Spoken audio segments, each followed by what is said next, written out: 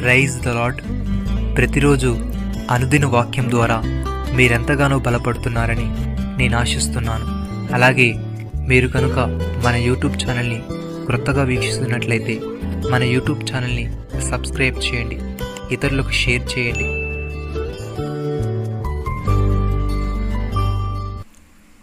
ఇదిగో నేను ఇజ్రాయేలు వారితోనూ యూదా వారితోనూ క్రొత్త నిబంధన చేయు దినములు వచ్చుచున్నవి.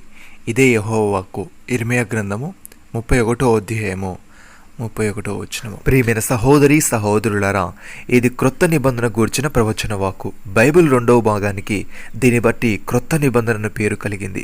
దేవుడు సినాయి పర్వతం దగ్గర మోషే ద్వారా ఇజ్రాయేలు ప్రజలతో చేసిన నిబంధన నుంచి ప్రత్యేకించేందుకు దీనిని క్రొత్తది అన్నాడు. ఆ పాత నిబంధన దేవుని ధర్మశాస్త్రం పట్ల మానవ విధేయతపై ఆధారపడి ఉంది. మనిషి స్వతహాగా పాపాత్ముడు, అవిధేయుడు. కాబట్టి దేవుని ధర్మశాస్త్రం అతన్ని పవిత్రునిగా విధేయునిగా చేయడం అసాధ్యం. కాబట్టి ఈ పాత నిబంధన తప్పక విఫలం కావాల్సి వచ్చింది. ఇది విఫలమైందనడానికి ఇజ్రాయేల్ చరిత్రే రుజువు.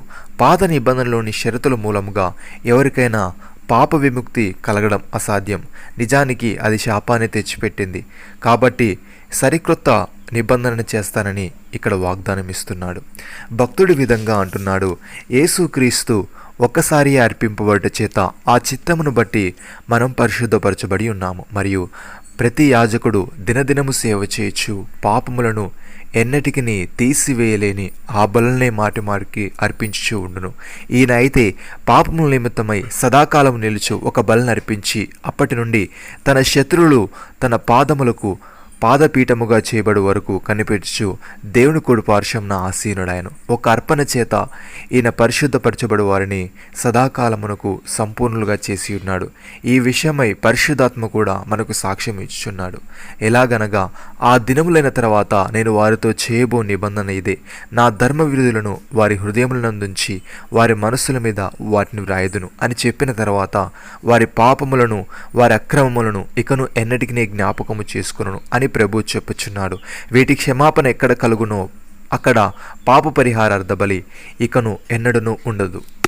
సహోదరి సహోదరులారా, క్రీస్తు రాబోచున్న మేలుల విషయమై ప్రధాన యాజకుడుగా వచ్చి తానే నిత్యమైన విమోచన సంపాదించి హస్తకృతము కానిది అనగా ఈ సృష్టి సంబంధము కానిదియు మరి ఘనమైనదియు పరిపూర్ణమైనదియు గుడారం ద్వారా మేకల యొక్కయు కోడెల యొక్కయు రక్తముతో కాక తన స్వరక్తముతో ఒకసారి పరిశుద్ధ స్థలంలో ప్రవేశించెను. ఏలే అనగా మేకల యొక్కయు ఎడ్ల యొక్కయు రక్తమును మైలుపడిన వారి మీద ఆవుదూడ బూడిద చల్లుటయు శరీర శుద్ధి కలుగునట్లు వారిని పరిశుద్ధపరచబడిన ఎడల నిత్యుడగు ఆత్మ ద్వారా తన్ను తాను దేవునికి నిర్దోషిగా అర్పించుకున్న క్రీస్తు యొక్క రక్తము నిర్జీవ క్రియలను విడిచి జీవము గల దేవుని సేవించుటకు మీ మనస్సాక్షికి ఎంతో ఎక్కువగా శుద్ధి చేయను. ఈ హేతువు చేత మొదటి నిబంధన కాలంలో జరిగిన అపరాధముల నుండి విమోచన కలుగుటకై ఆయన మరణం పొందినందున పిలువబడిన వారు నిత్యమైన స్వాస్యమును గూర్చి వాగ్దానం పొందు నిమిత్తము ఆయన క్రొత్త నిబంధనకు మధ్యవర్తి అయి ఉన్నాడు. పౌలు భక్తుడి విధంగా అంటున్నాడు, మోషే గుడారము అమర్చబోయినప్పుడు కొండ మీద నీకు చూపబడిన మాదిరి చొప్పున సమస్తమును చేయుటకు జాగ్రత్త పడుమని దేవుని చేత హెచ్చరింపబడిన ప్రకారము ఈ యాజకులు పరలోక సంబంధముగు వస్తుల చేరూపకమైన గుడారమందు సేవ చేయుదురు.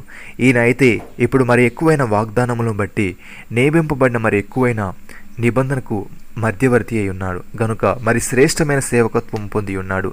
ఏలే అనగా ఆ మొదటి నిబంధన లోపము లేనిదైతే రెండవ దానికి అవకాశం ఉండలేదు. అయితే ఆయన ఆపేక్షించి వారితో ఇలాగూ చెప్పుచున్నాడు, ప్రభు ఇట్లనను, ఇదిగో ఒక కాలం వచ్చుచున్నది, అప్పటిలో ఇజ్రాయెల్ ఇంటి వారితోనూ యూదా ఇంటి వారితోనూ నేను క్రొత్త నిబంధన చేయుదును.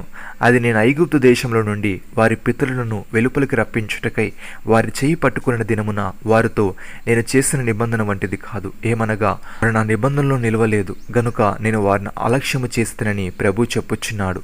ఆ దినములైన తర్వాత ఇజ్రాయెల్ ఇంటి వారితో నేను చేయబో నిబంధన ఏదనగా వారి మనసులలో నా ధర్మ విధులను ఉంచెదను, వారి హృదయముల మీద వాటిని వ్రాయుదును. నేను వారికి దేవుడనై యుందును, వారు నాకు ప్రజలై యుందురు.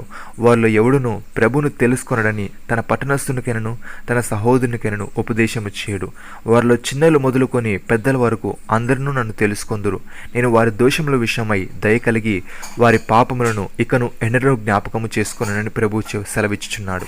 ఆయన క్రొత్త నిబంధనని చెప్పుట చేత మొదటిది పాతదిగా చేసి ఉన్నాడు. ఏది పాతగిల్లి ఉడిగిపోవునో అది అదృశ్యమగుటకు సిద్ధముగా ఉన్నది.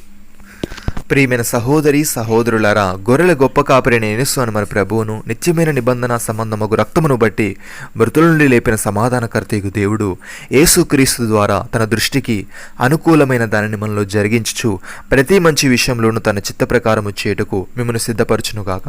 యేసుక్రీస్తుకు యుగయుగములు మహిమ కలుగునుగాక. నమ్మిన వారు నాతో కలిసి ప్రార్థనలో ఏకీభవించండి.